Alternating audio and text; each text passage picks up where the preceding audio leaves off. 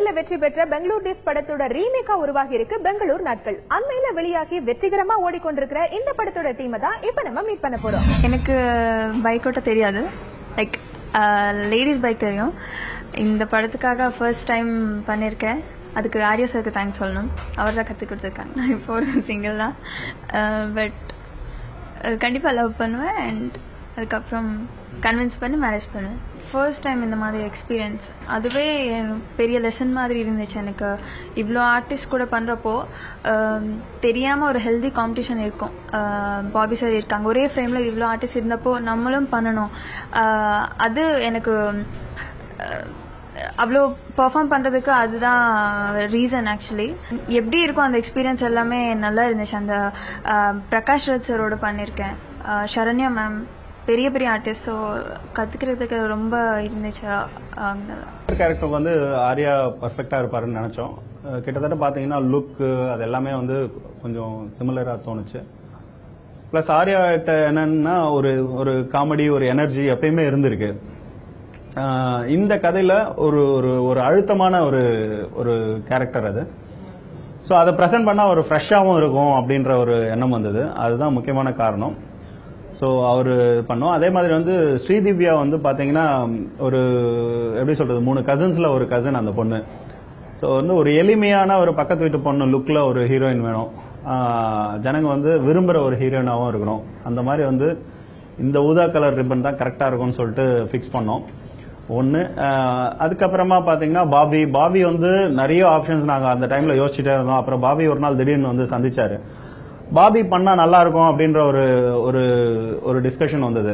So அந்த வகையில் வந்து பாபி வந்து உள்ள வந்து இந்த கேரக்டருக்காக மோல்ட் பண்ணுறதுக்கான விஷயங்கள் எல்லாம் பண்ணுறாரு அப்படின்றப்போ சரி பாபி வந்து ஃபிக்ஸ் பண்ணோம்.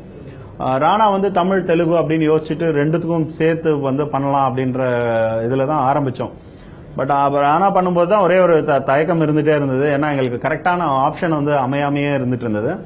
ஸோ ராணா வந்து என்ன சொன்னார்னா, இல்லை இந்த கேரக்டர் எனக்கு ரொம்ப பிடிச்சிருக்கு, நான் கண்டிப்பாக பண்ணுறேன். வெயிட் வந்து கிட்டத்தட்ட ஒரு 25 kgs வந்து அவர் வந்து குறைச்சார் பாகுபலியிலேருந்து. ஸோ ஒரு நார்மல் பர்சனாக வந்து அப்படி வந்து நின்னார்.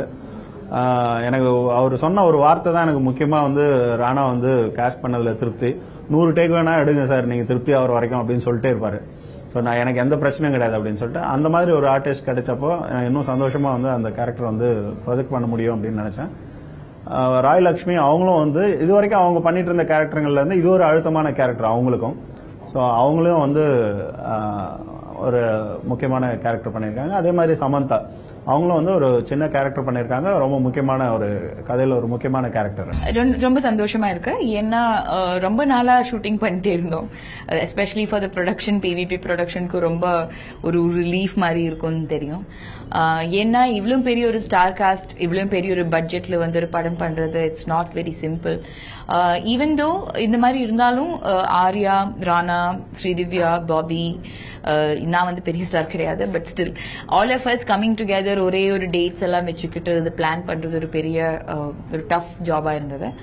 பட் அஃப்கோர்ஸ் இந்த படத்தோட எலிமெண்ட் எசன்ஸ் புரிஞ்சுக்கிட்டு தான் எல்லாருமே வந்தாங்க. So there was a really good team effort and finally மக்களுக்கு என்ன தோணுது, எஸ்பெஷலி இதுக்கு ஒரு ப்ரிடிசஸர் இருக்கு ஆல்ரெடி, பெங்களூர் டேஸ் ஒரிஜினல் இருக்கு.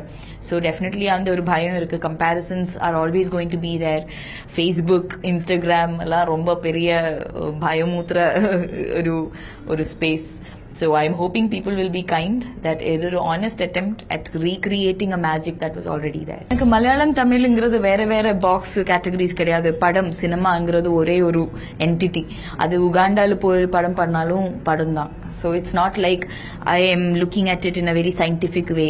So இந்த வருஷம் வந்து தமிழ்ல 2 படம், மலையாளத்துல ஒரு படம், அடுத்த வருஷம் வந்து மலையாளத்துல 3 படம், இங்க வந்து 2 படம். அப்படி எல்லாம் பிளானே பண்ண முடியாது. எஸ்பெஷலி என்னோட இதுல அந்த மாதிரி ஸ்ட்ராட்டஜிஸ் ஒர்க் ஆகாது. It's not a very organic way to look at it. So maybe 1 movie, maybe 2 movies, maybe no movie.